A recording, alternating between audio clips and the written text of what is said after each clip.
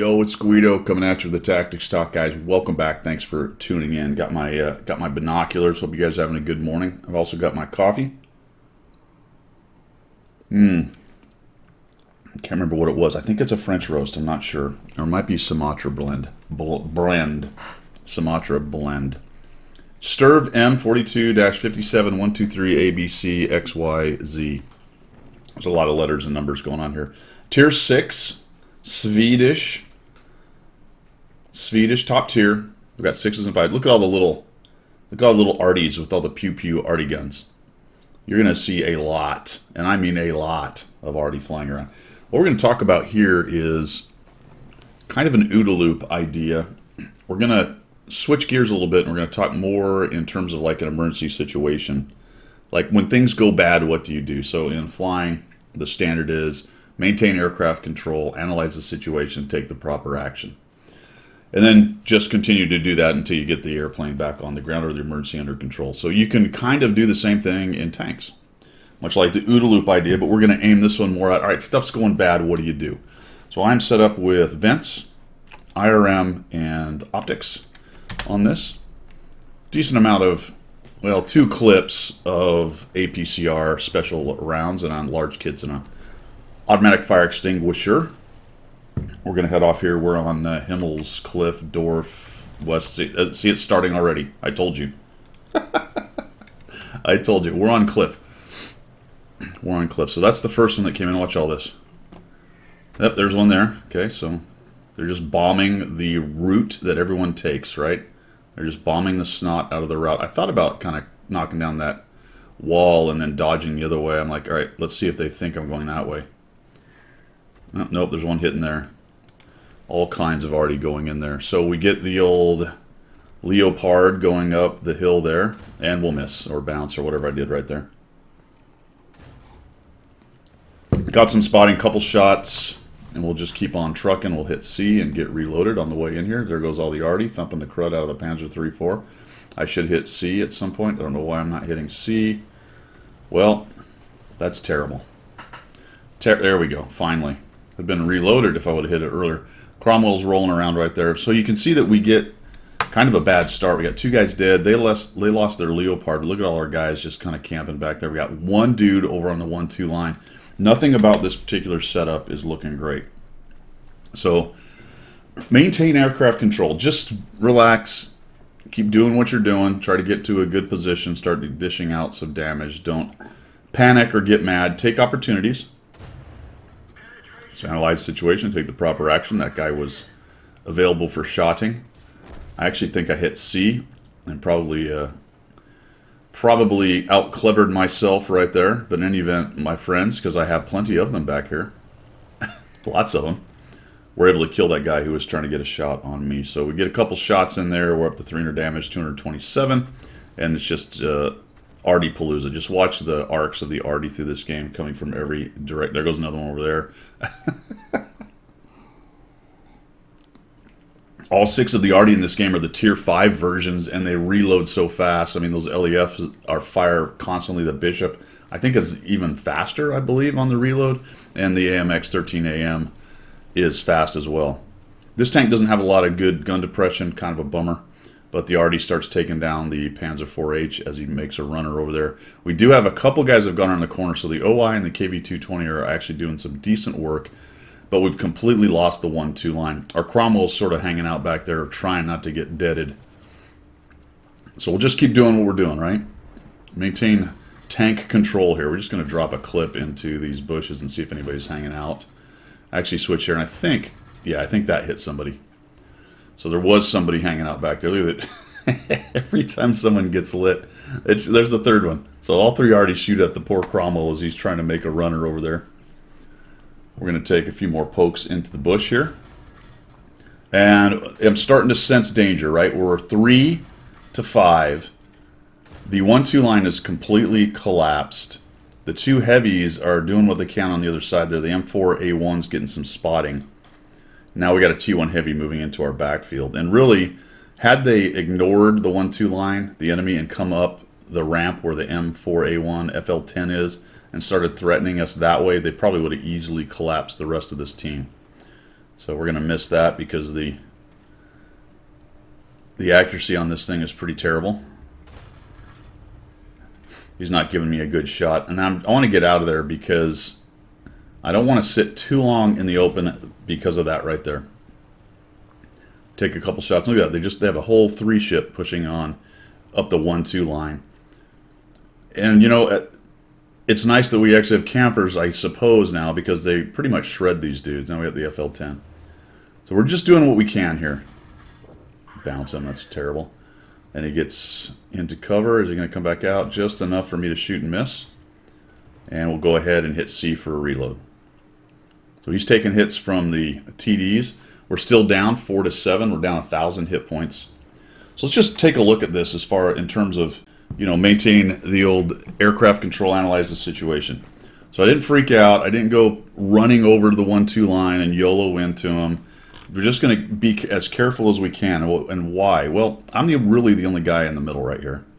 We do have control of the 8-9 side, so we're not in danger of being flanked from that direction. There is some spotting capability out here in the south, which I could take advantage of from my position right here. And I'm also watching for guys to come up the ramp, because I really expect this 1-2 push for them to realize that they can come up the ramp right here and start putting pressure on us with spots across to the middle of the map.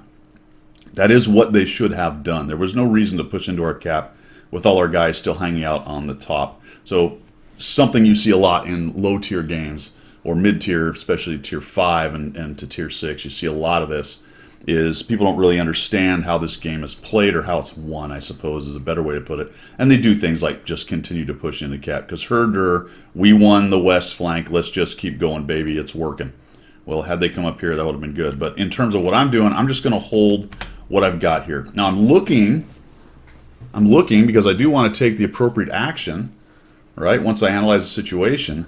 But the appropriate action isn't YOLO. I did note that there was an arc that came out from over there. There goes another one. So there's one Arty back there, but there's another one actually forward there. So I'm thinking, all right, the Arty has moved up the 1-2 line. Now let's go here and see what we got. Maybe we can catch somebody out. And we do. The Nashorn's making a move. So lucky that I showed up just as he did that. We'll take a shot. Another one. Not getting lit because he doesn't have particularly great spotting. And then he gets killed. And we're to 7 and 8. So now we started to pull this thing back. We're not down as many hit points. And from here, I'm going to move over to the west side. And what I want to try to do is get in behind some of these guys down here. Of course, the dog has showed up immediately. As soon as I get recording, Miss Mocha shows up, shakes, and makes her, I don't know, what are they? The tags bounce around. Down goes the KV-2R. Now what I want to do is take a look over here in this low area. I know there was an Arty somewhere near there. They do have 3 TDs, and there is a mobile Cromwell running around too, so I got to watch out for that. And I find the LEF, and that's absolutely beautiful, the 340. You know, she could do that anywhere, right? In the house. She could scratch herself and make her... I'm leaving it. I'm leaving this in. What is wrong with you? I'm trying to teach some people how to play tanks. And you're in here shaking and scratching and making as much noise as possible. Find the bishop. I'm just going to have a hard time with him here. He actually nails me. Get 2 shots into him, and then, oops, there's something in the way, and just not quite enough.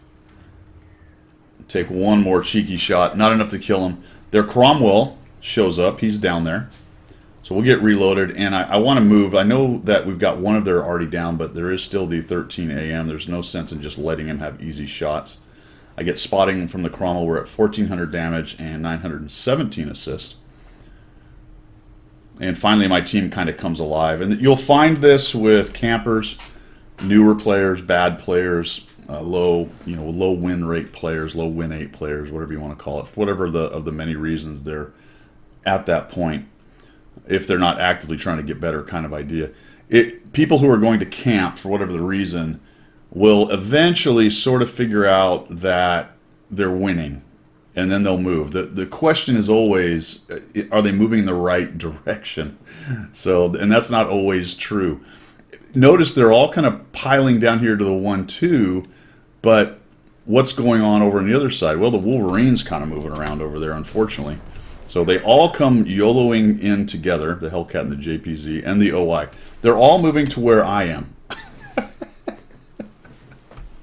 Never mind there's another guy lit. Never mind the middle, because I left it, is now open. Never mind all that. There's a guy down there killing him. Let's go down there and hang out with him. I do not want to push the 1-2 line. All right? I won that flank. That is one of the biggest lessons in this game. So maintain tank control. Analyze the situation. Take the proper action. Don't push the campers. I'm expecting one of those guys, the 60G or the IKV, to probably still be sitting down near their cap or up on their sniper hill. And look at this. There goes the Hellcat. He just charges on in. Now, I think he's going to get away with it here. He might even get a kill on the Artie, because it looks like their TDs, the two that are missing, the IKV and the 60 GFT, are not sitting on the cap, because he makes that run across there. JPZ4 is going in. And now, so what I have done then, instead of YOLOing in towards the cap like a Muppet, bring eyes to the top and see if we can find some of their tanks. Get some crossfire going on. Make sure that if we want to try to cap, we can set those conditions, as opposed to everybody just driving into the low ground. At least the OI took the high ground right there. And now I'm just like, all right, where are these guys? There's 3 TDs, and you know that can be pretty rough. And I have a hard time killing this dude. You little snink. Nope, totally behind him. Terrible lead fire. Their Artie's dead, which is nice. Now, he's going to hit me hard. I actually bounced that shot. That sucked. And then we get rid of him. Kind of feel like I'm a bit lucky I didn't get shot from the sniper hill. And there was a guy there, so he may have been busy shooting the dudes down below, potentially. Or I was kind of sitting on the other side of this hill right here, this little extra height. So I was using that as best I could to keep him from shooting me. If you back up too much, though, he can shoot you. So for whatever reason, that other TD was unable to do that. And then we find the other one who's taking the high ground. That was a good plan on his part. He got up there. Unfortunately, he just didn't get a lot of good spotting out of the rest of his team and was unable to get shots. Then we got to have a good big finish here. He notices me. Actually, someone shoots at him, so he kind of bails off the hill. He's going to kill the bishop, I think. Yep. So he takes that kill. I shoot him in the back. Takes a while to chew through tanks with this thing. Shoot him again. One more time. And big finish will just come off. Boom. Oh, let's slide all the way down because we have to go all the way down to the... There we go. Whee! All right. Excellent. And victory. Excellent. Even if things are going bad, just maintain control of what you're doing. You know, the first step is to not die where you are if things are going bad. Then analyze the situation. What can I do about it? Maybe not much. Maybe quite a bit. Work inside out from where you are, and then start taking the appropriate action as you see and react to what's going on the minimap, and in terms of what your team's doing, what you're doing, what the loadout is, where the last known positions or suspected positions of things will be based on the map and all the other things that are going on in the game. And as you continue to work on that, you can make that a process, right? Whether you use OODA loop or what I just described, maintain aircraft control, analyze situation, take proper action, whatever sequence you want to use, it's really the same thing. It's really the same thing. Stay alive, take a look at what's going on, try to react to that, and then rinse and repeat. And you can then take games that are looking like they're going really sideways and turn them around, right? Obviously, if it's 14-1, well, maybe, or 14-0 or something. That's a tough row to hoe. But you're talking some of these closer games, and you will have them, not as many as the Rompelstomps, more than likely.